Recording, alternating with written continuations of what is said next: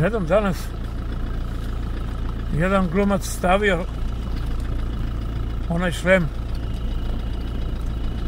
i otišao u dvorište vatrogasaca da sa njima razgovara, prebrojava ih, ima ih 30.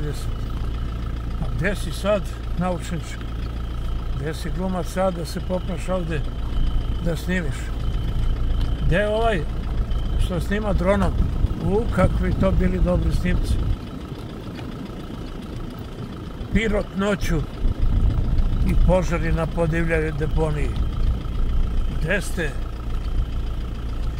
milioneri? Ajmo Neško. Dosta je.